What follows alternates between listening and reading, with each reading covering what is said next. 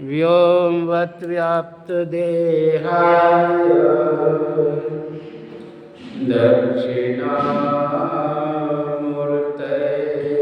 नमः। दक्षिणामूर्तये नमः। अखण्डमण्डलाकारं व्याप्तमेन चराचरं तत्पदं दर्शितं येन तस्मै श्री गुरवे नमः। तस्मै श्री गुरवे नमः। श्री सद्गुरु महाराज की जय। श्री सद्गुरु महाराज की जय। श्री सद्गुरु महाराज की जय। सर्वत्र रूप में विराजमान आराध्य देव को कोटि सन्नमन। व्यक्त रूप में यत्र तत्र अन्यत्र विराजमान संतजन, विवेकजन, सज्जन वृंद, माता एवं धर्मशीला भक्तिमती बहनों के अंतस्थ विराजमान परमात्मा को मेरा नमन। अभी आप लोग यत्र तत्र से अंग्रेजी कैलेंडर के हिसाब से आज नव वर्ष के उपलक्ष्य में सत्संग में एकत्र है। अर्थात हम लोग 2025 से आज 26 में प्रवेश किए। लोग नए का स्वागत करते हैं, नए का सम्मान करते हैं, नए को प्रतिष्ठा देते हैं, लेकिन पुराने को लोग विचार नहीं करते, पुराने को सम्मान नहीं करते। जबकि पुराने पर ही नया आधारित होता है। अगर पुराना नहीं हो तो नया कहाँ से हो?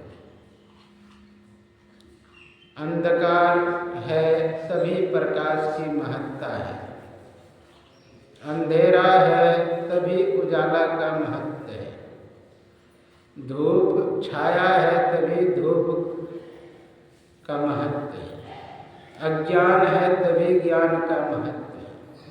उसी तरह पुराने पर ही नया का आविष्कार होता है। नया इस प्रकार क्या है? परिष्कृत रूप है, बदला हुआ रूप है। और तो और पुराने से ही जंग झरा हुआ, कूड़ा करकट निकाला हुआ, गंदगी फेंका हुआ, हटाया हुआ, वो एक नया कहे जाते हैं। आप देखिए, पुराना अगर नहीं रहे तो नया कहाँ से? इसलिए पुराण का कहा आदर करने के लिए, यह न पक्षपात कछु राखो, वेद पुराण संत मत भाखो। वेद पुराण को कुल झूठा झूठा जो न विचारा। सबसे सृष्टि में पुराने परमात्मा है, उसे पुराण पुरुष भी कहते हैं, उसे ही सनातन भी कहते हैं, उसे ही ब्रह्म भी कहते हैं। वो सबसे नया है और नया ही रहेंगे। अगर वास्तविक में आप नए होना चाहते हैं तो उस नए से जाके मिल लीजिए, जो सब दिन नया रहने वाले हैं।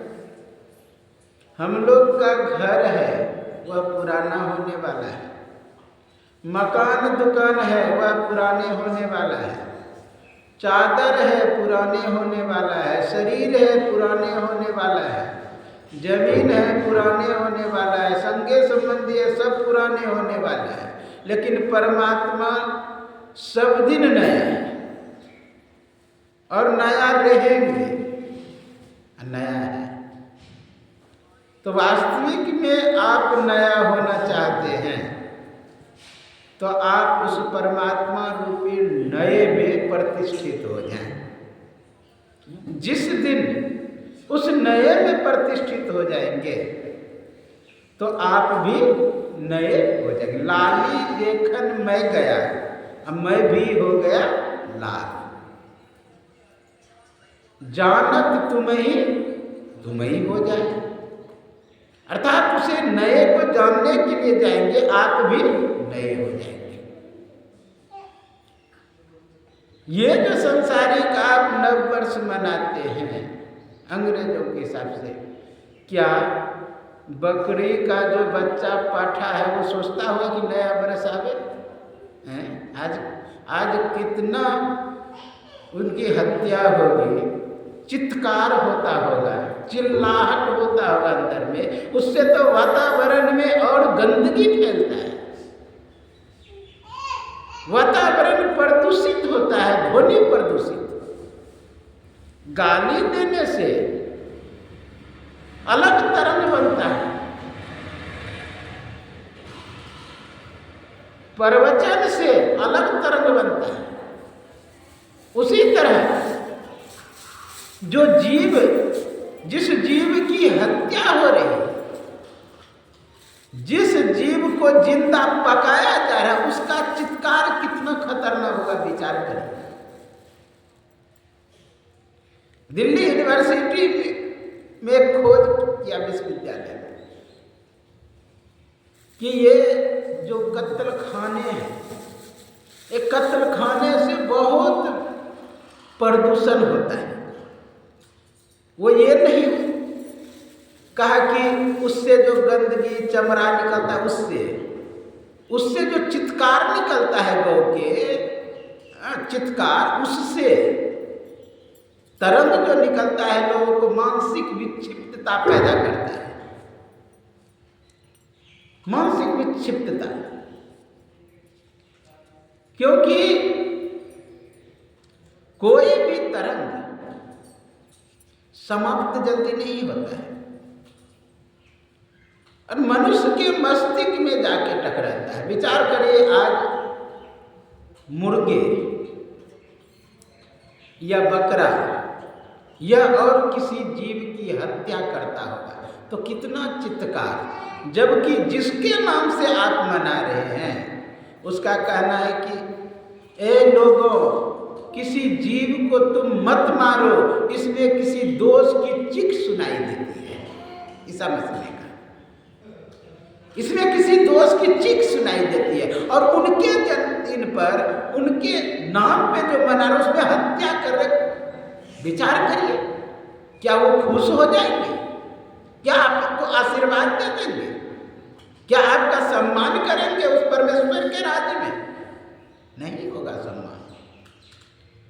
उनके कहे हुए मार्ग का अनुसरण, अनुकरण, अनुगमन करेंगे, उनके कहने अनुसार चलेंगे, उनके विचार पर चलेंगे, उसके पग चिन्ह पर चलेंगे, तभी जाके वह खुश होंगे। तभी आपको उस परमेश्वर के राज्य में जगह मिलेगी। अभी आप लोग सुन रहे थे पाठ में कि वह चौड़ा मार्ग है जो नर्क को पहुंचाता है, एक संकेत फाटक है जो जीवन को पहुंचाता है, जो उस जगह पर पहुंचाता है जहां से लौटना नहीं होता। इसलिए अगर उनके बताए हुए मार्ग का अनुसरण करेंगे, अनुगमन करेंगे तो हमारा काम बन जाएगा। और नया होने के लिए उसने बताया कि आप कैसे नए होंगे। In the beginning was the word, आदि में शब्द था, शब्द ईश्वर के साथ था, शब्द ही ईश्वर है। अगर उस शब्द के द्वारा आप उस पद में प्रतिष्ठित होते हैं, आप वास्तविक में नया हो जाएंगे। नए का अर्थ क्या होता है? सफाई। नया का अर्थ क्या होता है? गंदगी को निकालना। नया का अर्थ क्या होता है? कूड़ा करकट को हटाना। और कूड़ा करकट हम लोगों का कम नहीं है। कूड़ा करकट वहीं से प्रारंभ हुआ जब परमेश्वर के परमात्मा का मौज हुई, मौज से कंप हुआ, और कंप के बाद जब चेतन प्रकृति को प्रेरित किया, महतत्व, मनस्तत्व, फिर संसार में हम घुसते चले गए वहीं से। लेकिन जब चेतन की गांठ पड़ गई, वहीं से गंदगी प्रारंभ हुआ, वहीं से कूड़ा करकट प्रारंभ हुआ।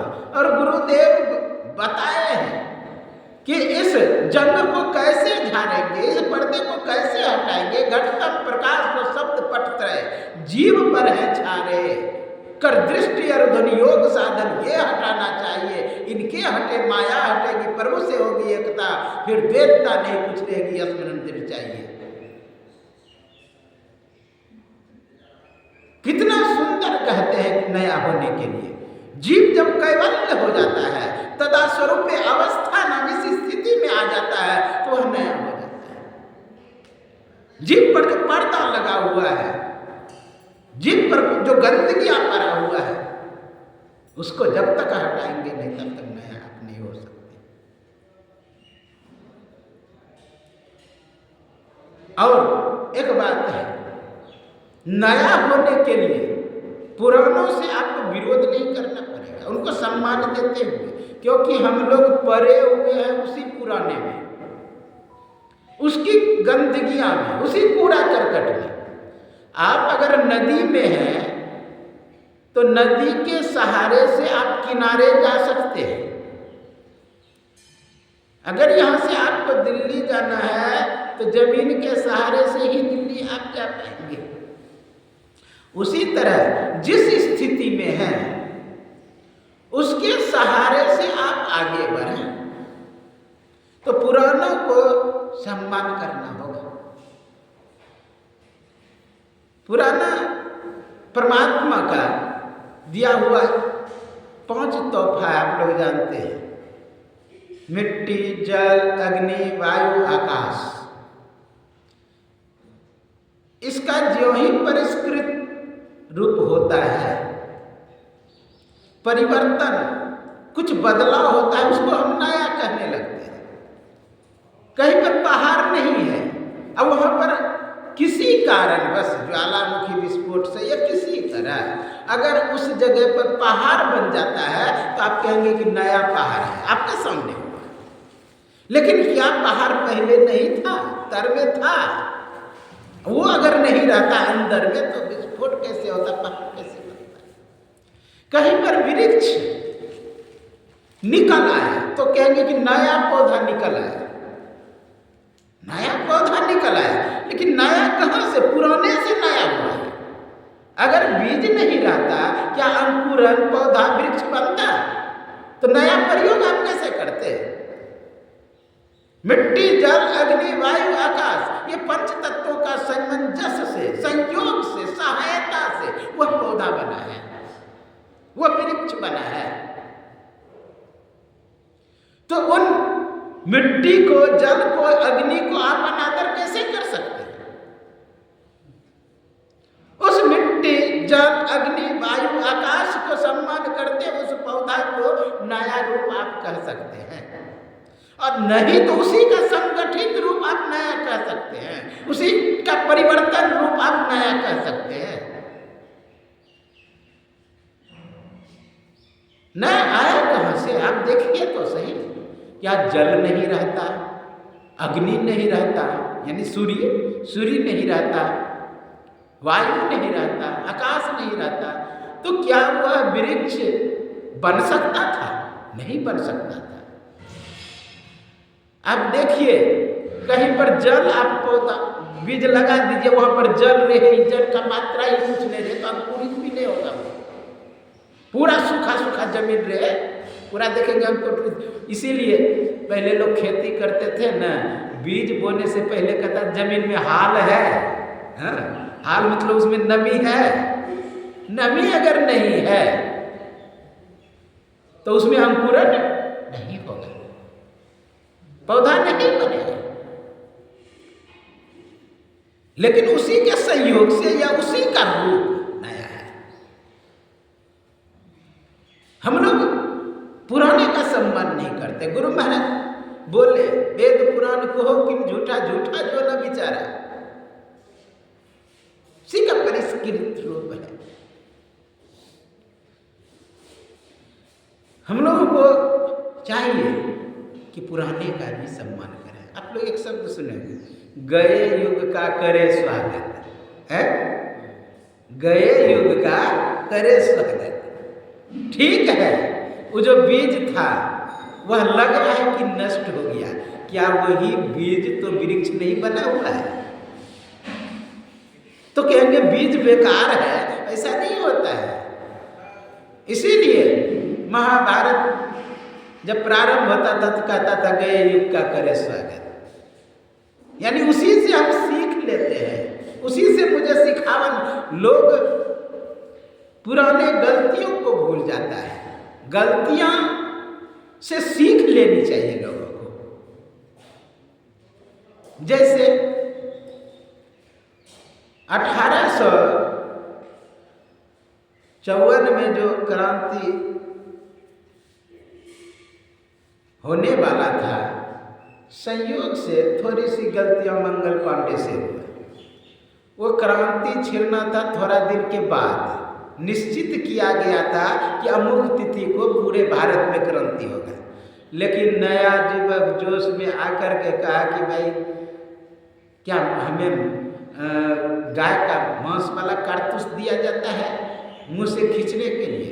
अंग्रेजों से पूछा, अंग्रेज नहीं बोला, फिर पूछा नहीं बोला, तीसरे बार नहीं पूछा, बस सीधे बंदूक से गोली मार दिया उसको। 2 ठो और दौड़ा अंग्रेज, उसको भी मार दिया।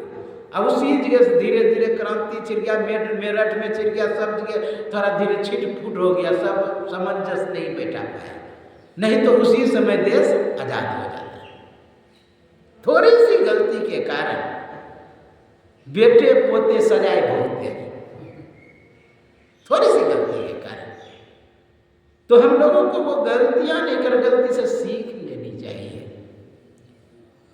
अब बोलिए, जिस समय सभी रियासतें मिल रही थी, जब सरदार पटेल ने हैदराबाद को कब्जा में किया, उसके बाद जूनागढ़ को कब्जे में किया, उस समय पाकिस्तान सोचा कि नहीं, मतलब तब तो जम्मू कश्मीर में विशेष मुस्लिम है, वहाँ हम मिला लेते, हमला कर दिया।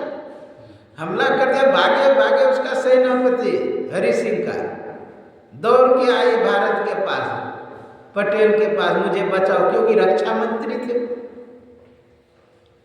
मुझे बचाइए, मुझे बचाइए। कहा कि तुम कहते मैं अलग हूँ तो मेरी सैनिक क्यों जाएगा बचाने के लिए?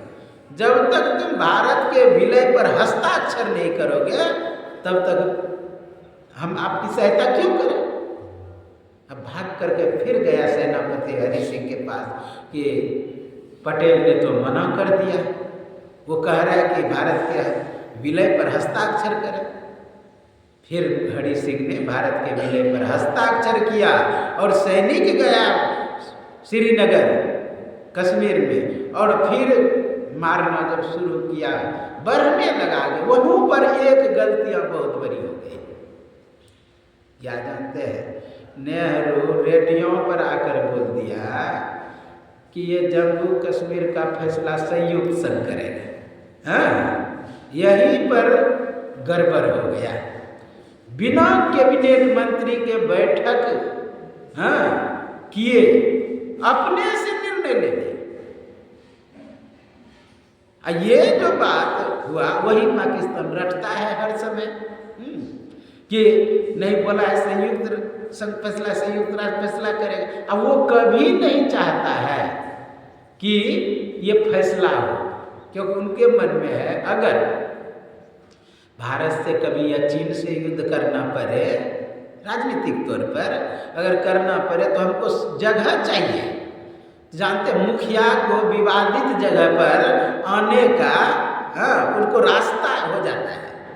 मुखिया बन गया कौन संयुक्त संघ, वो कभी फैसला नहीं चाहता। यहाँ भी बहुत बड़ी गलती हुआ, आज तक सब लोग भोग रहे हैं उसको, जम्मू कश्मीर का। नहीं तो जब भारत के विलय पर हस्ताक्षर हो गया तो इसको बोलने की क्या जरूरत था? ये वो गलती हुआ। एक और गलती मैं गिना देता हूँ। 1965 में 1962 में चीन का प्रधानमंत्री आया था। अब उसने वो यहाँ के प्रधानमंत्री से मिला, तो मिला तो होता क्या, बातचीत होता है कि हम लोग क्यों लड़ाई करेंगे, हाँ दोनों मिल जाते हैं। हिंदी चीनी भाई भाई का नारा दिया। चीन ने तो कम अपनाया हिंदी चीनी भाई भाई, लेकिन भारत में सब लोग मंत्र के तरह रटना शुरू कर दिया कि हिंदी चीनी भाई भाई। हमारा सबसे बड़ा दुश्मन था चीन, वो भी भाई हो गया, तो हथियार बनाना बंद करो। फैक्ट्रियों में जो फौज का गोली कारतूस पर सब बंद कराने लगा कि जब मेरा दुश्मन ही नहीं है अब तो मैं हथियार बना के क्या करूँगा। लेकिन उसका नीति था अलग, उसने इधर से बंद करा दिया, उधर से बस हमला कर दिया। उसी के चिंतन में नेहरू मर गए। कितना बड़ा धोखा किया। तो गलतियां हुई, दुश्मन को कभी भाई नहीं समझना चाहिए, अंदर से सजग रहना चाहिए। नीति का तो ये गलतियां सब दिन भोगना पड़ जाता है कि देखिए उन्होंने युद्ध शुरू किया, जो क्षेत्र उसको लेना था वह ले लिया। आप जानते हैं कैलाश पर्वत मानसरोवर अभी उसके अंदर, जबकि सभी के दस्तावेज में भारत में है, आपके पुराणों में कैलाश का वर्णन है। तो गलतियां से हमें सीख लेना चाहिए। पुराण जो भी है, पुराणों में पहले की घटना है, उसी पर आगे आप निर्माण। आज अगर वेद को नहीं पढ़ता तो शायद परमाणु बम नहीं बना पाता, वेद नहीं पढ़ता तो हवाई जहाज नहीं बना पाता। 500 कैटेगरी है भरद्वाज संहिता में हवाई जहाज बनाने का। अब उसी को पढ़ करके सबसे पहले दलपति जी महाराज बम्बई में हवाई हेलीकॉप्टर उड़ाए थे बिना पायलट के। उसी समय रॉबर्ट क्लाउ का ने जो कंपनी था जिसने हवाई जहाज बनाया, उसका कंपनी वहाँ आया था। उसने कहा कि मैं चाहूँ तो हजारों बना सकता हूँ। किसने कहा? दलपति जी महाराज। उसने कहा राइट ब्रदर, राइट ब्रदर का कंपनी ने कहा मेरे पास पैसा है मैं बना, वही ले लिया डिजाइन, और डिजाइन ले लिया, वो अपने नाम से पेटेंट करा दिया। अब वो भारत की विभूति है, भारत की खूब, लेकिन हम लोग पुराण को पुराना समझ करके छोड़ देते हैं, पुराण को नहीं।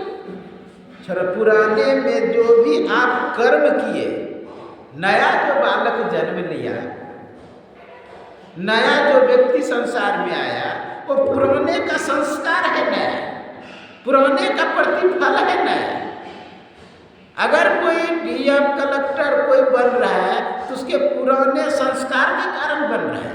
मान लिए आज कोई दरोगा बन रहा है, पहले पढ़ा तब तो बना है, पढ़ा इसका मतलब पुराने हैं।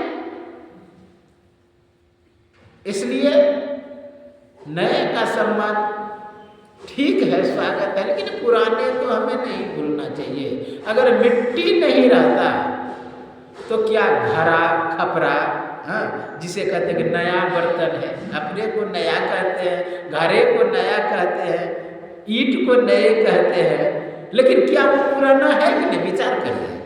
अगर मिट्टी नहीं रहता तो क्या घड़ा खपरा ईंट बनता? क्या ये घर मकान नया बनता? पुराने का ही परिष्कृत रूप है, बदला हुआ रूप नया है। इसलिए हम लोगों को चाहिए कि पुराने का सम्मान करते हुए आप पानी को बर्फ के रूप में परिवर्तित कर देते हैं, वायु को आप कभी ट्यूब में भर देते हैं, टायर में भर देते हैं, तकिया में भर देते हैं, गद्दे में भर देते हैं, वही वायु है। लेकिन वायु को हम कैसे भूल जाए, अग्नि को हम कैसे भूल जाए? अग्नि का रूप अनेकों आप देख रहे,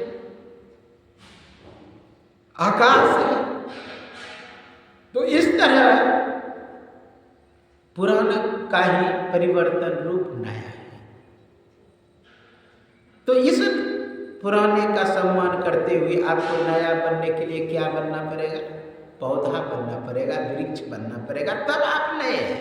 और वह पांचों तत्व के संयोग से वह पौधा बनता है। उसी तरह हम लोग पांचों तत्व का सम्मान करते हुए, पांचों तत्व क्या है?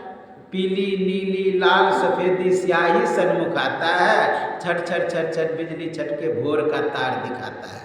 इसको सम्मान करते हुए उस मिट्टी, जल, अग्नि, वायु, आकाश का जो रंग है, उसी का जो और विभेद दूसरा रूप है, उसको सम्मान कर, यानी साधना में साधन करेंगे ना, यह सब रास्ते में मिलेगा। तो इसको पकड़ते हुए फिर शब्द है, शब्द को पकड़ते हुए जब निःशब्दम परमम पदम, परमात्मा में पहुंच जाएंगे तो हम नए हो जाएंगे। वहाँ पर कोई जंग नहीं है, वहाँ कोई कूड़ा करकट नहीं है, वहाँ और कोई कैवल्य हम ही है। तब वह नया भूत में भी, भविष्य में भी, वर्तमान में भी, तीनों समय में वह नए है। क्या परमात्मा में जंग लगता है? आप सुने होंगे निर्विकार। अच्छा, निर्विकार भी ही तो नया होगा, निर्विकार नया होगा, विकार रहित, गंदगी रहित, कूड़ा करकट रहित, वो नए होंगे। और उसमें हम अगर मिल गए तो हम भी नए हो गए। इसलिए हम लोगों को चाहिए कि अंतः साधना करें। ठीक है, ये मना रहे हैं, अब क्या थे नहीं थे उससे मतलब नहीं है, हम लोग सत्संग कर रहे हैं। आप लोग जानते हैं ये ईसा मसीह यादगारी में मनाता है लोग, और उसी से ईस्वी प्रारंभ हुआ है। लेकिन उनके जन्म के विषय में भी इतनी मतभेद है कि कहना क्या। कोई कहते हैं क्या कि गौशाला में जन्म लिया था, और कोई कहते हैं क्या खजूर वृक्ष के नीचे जन्म लेता, कोई उन्हीं के शास्त्र खजूर खाए थे उनकी माँ। अब विचार करिए, ठंडी के दिन में खजूर होता है कि गर्मी के दिन में होता है? खजूर वृक्ष के नीचे जब क्या खजूर खाई उसकी माँ तो शरीर में ताकत आया। तो विचार करिए, वो ठंडी के दिन में कि गर्मी के दिन में? सीधा है कि खजूर होता है गर्मी के दिन में। तो ये ठंडी के दिन में काहे मना रहे हैं? कोई निश्चित नहीं। और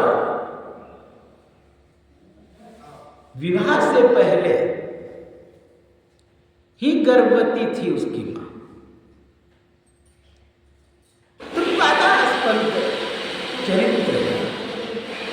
आश्चर्य की बात आपको लगेगा, भारत का ही ज्ञान लेकर के, भारत में ज्ञान प्राप्त करके जम्मू कश्मीर में भी आए, दर्शन को पढ़े, सनातन धर्म से आकर के मिले, नाथ संप्रदाय में घुसे हैं, वो दस्तखत मिलता है,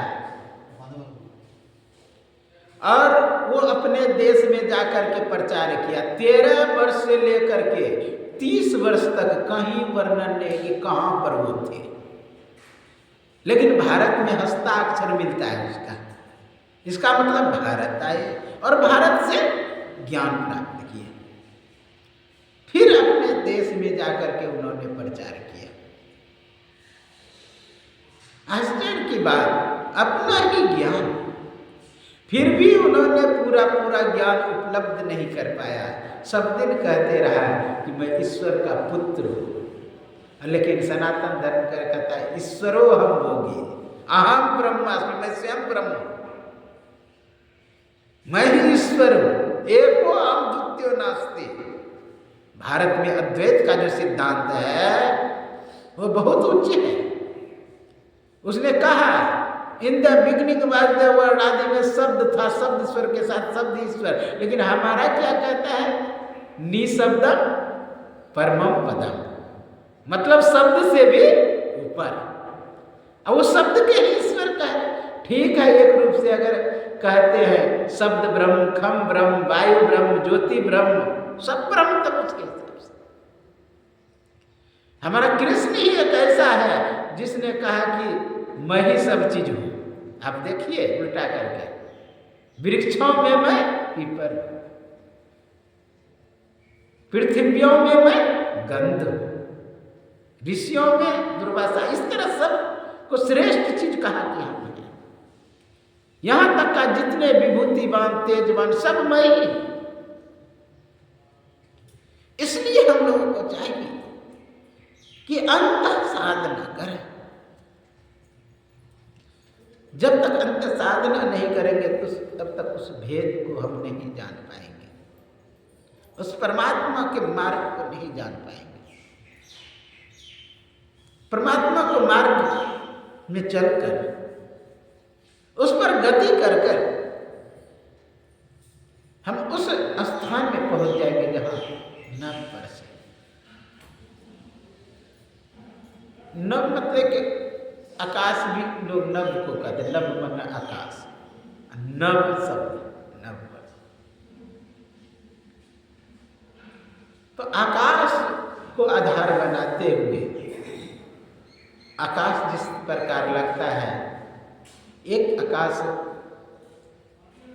ये जो वैज्ञानिक स्टीफन हॉकिंग हुआ, जिस आकाश का वो वर्णन करता है कि आकाश में ये मैटर चल रहा है, आकाश भी पहले नहीं था, वर्णन करते हैं बिग बैंग के थ्योरी में। लेकिन अगर आकाश नहीं था तो मैटर किस में था, एटम किस में था, किससे हुआ? अगर कहें कि आकाश उसी में था तो दबाव जो पड़ा, कहते हैं कि डार्क एनर्जी से दबाव पड़ा, तो डार्क एनर्जी है क्या? अच्छा, दबाव डालने के लिए जगह चाहिए, कोई भी दबाव डालेंगे तो जगह चाहिए। और आश्चर्य की बात तो तब, किसी भी पॉइंट पर अगर दबाव पड़ेगा तो वह विस्फोट नहीं होगा, चारों तरफ से जब बराबर बल पड़ रहा है। तो वो दूसरे आकाश का वर्णन कर रहा है। हम लोगों का आकाश नित्य है, शाश्वत है। एक आकाश बहुत सुंदर न्याय दर्शन में वर्णन किया है। शब्द गुणम आकाश है, नित्यम अनित्यम च, नित्यम परमाणु रूपा, अनित्यम कार्य रूपा। कहा नित्य है वह। अब विचार करिए, अगर चेतन कहीं गति कर रहा है, परमात्मा प्रेरणा किया तो चेतन जो है संचालित हुआ। अचेतन ओम रश्मि को प्रेरित किया और ओम रश्मि प्रकृति को प्रेरित किया।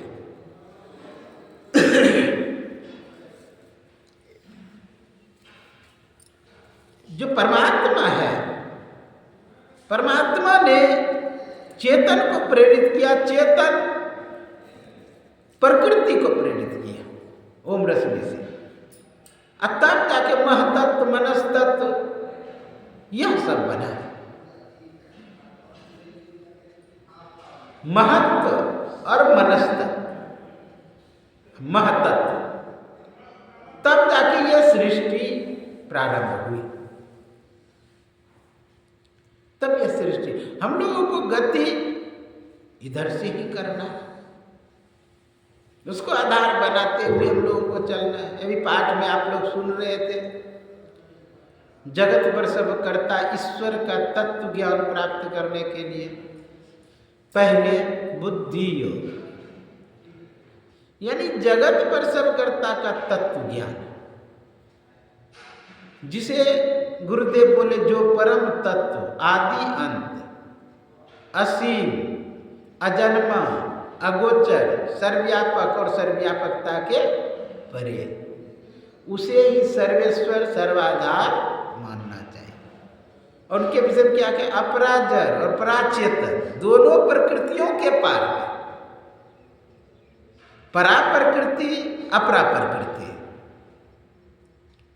परा प्रकृति के भी परे। तो मैं क्या कह रहा था शुरू में, परमात्मा में मौजूद चेतन को संचालित किया, चेतन ओम रश्मि, ओम रश्मि के बाद प्रकृति यानी परा प्रकृति, अब वहां से जो नीचे आएगा वो अपरा प्रकृति होगा। तो परा प्रकृति के पहले क्या है, ओम रश्मि पर्णव है। तो ओम रश्मि के बाद चेतन है जो संचालक है, जो प्रकृति में भेद साम्यावस्था मूल प्रकृति को तोड़ता है, यानी हलचल पैदा करता है, तरंग पैदा करता है। तरंग पैदा करने में भी जगह चाहिए, रिक्तता चाहिए, शून्यता चाहिए, खाली चाहिए। और तभी सृष्टि होगी जब तीनों गुण में कुछ हलचल होगा। अगर तीनों गुण बराबर रहेगा सृष्टि ही नहीं होगी। सृष्टि तभी होगी जब गुण में घटोत्तरी और बढ़ोत्तरी होगा। इसलिए जो जगत पर सब करता है वो परा और अपरा दोनों प्रकृतियों के पार में है। प्रकृति किसको कहते हैं, जिससे उत्पन्न होता है, प्रारंभ होता है। आप कहेंगे मेरे से नाखून निकल रही है, तो इसके लिए शरीर प्रकृति हुआ, नाखून के लिए केस निकल रहा है तो उसके लिए प्रकृति हुआ, और नाखून क्या हुआ, विकृति हो गया। नहीं तो इसे ही समझ लीजिए अपरा, अपरा अपरा प्रकृति परा प्रकृति के परे। उस परमात्मा को जब हम उपलब्ध कर लेंगे, परमात्मा को प्राप्त कर लेंगे, तब जाके असली सत्संग होगा। जगत पर सब करता ईश्वर का तत्व ज्ञान। विचार करें, तत्व तो प्रयोग होता है किसके लिए, मिट्टी के लिए, जल के लिए, अग्नि के लिए, वायु के लिए, आकाश के लिए। इसे पंच तत्व भी कहते हैं। तो पंच तत्व इसको कहते हैं। तो इसका मतलब ये सृष्टि जो मकान दुकान ये बना, इसका पूर्व रूप क्या है, वो जो परम तत्व जो कह रहे हैं, मकान के लिए परम तत्व क्या हुआ, मिट्टी रूप, मिट्टी रूप परम तत्व उसके लिए हुआ। किसके लिए, मकान दुकान घर आदि के लिए, यानी ईंट के लिए परम तत्व क्या हुआ, मिट्टी जल अग्नि वायु आकाश। लेकिन इसको जो उत्पन्न करने वाले हैं, इसको जो बनाने वाले हैं, वो है परम तत्व, वो है परम तत्व।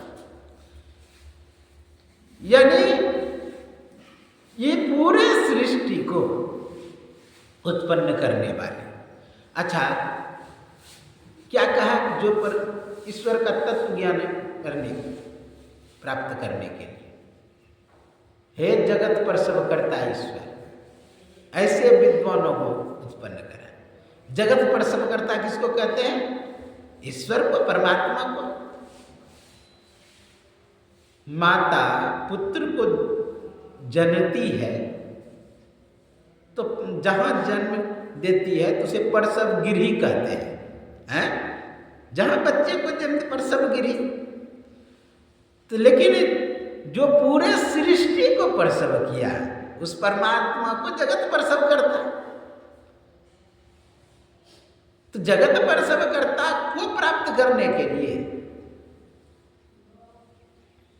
ये सृष्टि अपने आप नहीं बना है। इसे पूरे सिस्टेमिक ढंग से चलाने वाली कोई ऐसी शक्ति है जिससे यह पूरी सृष्टि संचालित होता है। कोई भी कार्य अपने आप नहीं होता है। ठीक है, मैं मान लेता हूं कि एक कुर्सी यूं ही नहीं खड़ा है, उसमें सहायक यंत्र लगा हुआ है। सहायक यंत्र के सहयोग से वह कुर्सी का रूप बना है और कुछ सहायक यंत्र है, लेकिन उस सहायक यंत्र के पीछे और क्या था, फिर उसके पीछे क्या था, फिर उसके पीछे क्या था, तो परमात्मा आएगा। मैं कहता हूं ये चादर है, चादर का पूर्व रूप क्या है, तो आप कहेंगे कि धागा। मैं पूछूं फिर धागा का पूर्व रूप क्या है, आप कहेंगे रेशा। और रेशा का पूर्व रूप क्या है, तो आप कहेंगे रुई। अब रुई का पूर्व रूप आप लेंगे तो विचार करिए कहाँ जाएगा रुई जिससे बना है। रुई किससे, तो वृक्ष से बना है। वृक्ष में आया, वृक्ष कहा तो 5 तत्वों का संयोग से वो वृक्ष बना है। अब 5 तत्व किससे उत्पन्न हुआ है, परमात्मा से उत्पन्न हुआ है। ये तस्मात् जायते प्राणा, प्राणा सर्वेन्द्रियाणि च खम वायु ज्योतिरापा पृथ्वी सधारणी। हम पूर्व रूप को नहीं देख पाते हैं, न ही बोलचाल में प्रयोग करते हैं। जैसे ये हम कहते हैं कि ये गमछा है, किसी से कहिए क्या धागा है क्या, वो कहेंगे नहीं गमछा है, जबकि गौर से देखेंगे तो धागा ही धागा है। फिर देखेंगे तो रेशा ही रेशा है, रुई ही रुई है। क्या कोई कहता है ये रुई है, नहीं कहता है। कोई कहता है कि धागा है, नहीं कहता है। पूर्व रूप को लोग नहीं देख पाता है, भूल जाता है। उसी तरह परमात्मा जो सबसे पुराने हैं, जिसे मैं नया कहता हूं अभी, क्योंकि उस पर जंग नहीं है, कूड़ा करकट नहीं है, जो सबसे पहले का है, जो सनातन है, उसे हम भूल गए हैं, केवल नाम रूप में फंस गए हैं। नाम रूप को हम हृदय में बैठा लिए हैं। इसलिए परमात्मा के विषय में क्या कहा, वह अरूप है, अगंध है, अशब्द है। लोग तो देखता है कि जो प्रत्यक्ष है उसी को विश्वास करने लगता है, जो अप्रत्यक्ष है उसको विश्वास नहीं करता है। लेकिन विश्वास करना चाहिए, क्योंकि वह अरूप होते हुए भी उसी का रूप है संसार। अच्छा सुनिए होंगे, द्वाविमो ब्राह्मणो रूपम मूर्तम अमूर्तम च, अमूर्तम तत् सत्यम, मूर्तम तत् सत्यम तद ब्रह्म। 2 प्रकार के ब्रह्म का रूप है, एक मूर्त जो बना हुआ है, एक अमूर्त। लेकिन कह रहा है मूर्त जो है वह सत्य है, अमूर्तम तद सत्यम तद ब्रह्म है। जो अमूर्त है वही सत्य है, तद ब्रह्म वही ब्रह्म है, वही परमात्मा है। इसलिए हमें अमूर्त को नहीं भूलना चाहिए। जो परमात्मा है, जिन्होंने सृष्टि किया है, उसी को हम भूल जाते हैं। सृष्टि का, इसीलिए हम लोगों के सनातन धर्म में देखिए एक बात बोलता है पूजा करने वक्त, कुल देवता। तो कुल देवता मतलब क्या हुआ, सबसे पहले का जो है, जिसे परंपरा चला उसका वो कुल देवता हुआ। स्थान देवता, ग्राम देवता, सब है ना देवता। कहने के बाद उसको भूल ना जाए, वेद हमें याद दिलाता है, उसे भूले नहीं कुल देवता को। हम लोगों के घर में कुल देवता की पूजा होता था पहले। घर में एक गोसाई घर होता है, देवता का घर कहता है, उसमें सब कोई पिंडा बना हुआ, कोई कुछ, उसी का पूजा करता है, ये कुल देवता है। ये हमारे पूर्वज हैं, ऐसे कहते हैं। तो हम लोग पूर्वज को भूल, परदादा चरदादा को कहाँ याद करते हैं? नहीं कर पाते, उतना याद भी नहीं। लेकिन परमात्मा को तो नहीं भूले। हम अपने संस्कृति सभ्यता को तो ना भूले, लोग भूल जाते हैं। आज विचार करिए, लोग हत्या कर रहे हैं जीव का। आज के दिन कितने की हत्या होगा, तो वो विचार करिए, कभी नहीं कहता सोचता हो कि नया वर्षा में, वो कभी नहीं सोचता हो कि बकरीद आवे जिसमें किसी की जान जाए। माँ कभी नहीं कहती कि मेरे नाम से तुम काटो, क्योंकि उनके लिए सब जीव बराबर है। मम माया संभव संसारा जीव चराचर विविध प्रकारा, सब मम प्रिय है, सब मम उपजाए का, सब मुझे प्रिय है। काली माँ को हम लोग बोले माँ, दुर्गा माँ को माँ बोले हैं, और को माँ बोलते हैं। यानी जिस जिसको हम बोल रहे हैं माँ, सब हमारे बेटे भी माँ बोले, पोते भी माँ बोल रहे हैं, परदादा चरदादा सब माँ बोली। इसका मतलब सबकी माँ है। अच्छा, सबकी माँ है तो जानवर की भी माँ है, और जानवर की जब माँ है तो क्या वो सोचेंगे कि मेरे नाम से तुम हत्या कर दो? एक बच्चे को चाहेगा हत्या करने के लिए? नहीं, हत्या नहीं कर, लेकिन फिर भी लोग करते हैं। विचार करिए, जब जिस समय हत्या करता होगा, मारता होगा, उसका जो चित्कार निकलता होगा उसके मस्तिष्क पर प्रवेश करता होगा, उसका दिमाग विक्षिप्त होगा। इसलिए किसी जीव की हत्या शास्त्रों में मना है। आप देखिए उल्टा करके, अहिंसा परमो धर्म, परम धर्म श्रुति विदित अहिंसा, पर निंदा सम अग्न गरिसा। कहा कि किसी की हत्या ना करें, किसी की भी। इसलिए हम लोगों को चाहिए कि अंतः साधना करके उस तत्व को प्राप्त करें जो परम तत्व है। यदि परम तत्व को प्राप्त कर लिए तो आप समझिए नव हो गए, अर्थात नया हो गए, क्योंकि वहाँ पर जंग नहीं है, वहाँ पर कोई पर्दा नहीं है, वहाँ पर कोई विकार नहीं है। वह निर्विकार है, निर्विकल्प है, निष्कलंक है, अशब्द है, अरूप है, अगंध है। उस स्थान को प्राप्त करने के लिए आप भी अनंत हो जाएंगे, अव्यक्त हो जाएंगे, अरूप हो जाएंगे, तो वास्तविक नए हो जाएंगे। यही आपके सेवा में कहा, सर्वे भवन्तु सुखिनः, सर्वे सन्तु निरामयाः, सर्वे भद्राणि पश्यन्तु मा कश्चित् दुर्भाग्यत्। ओम शांति शांति शांति। श्री सद्गुरु महाराज की जय।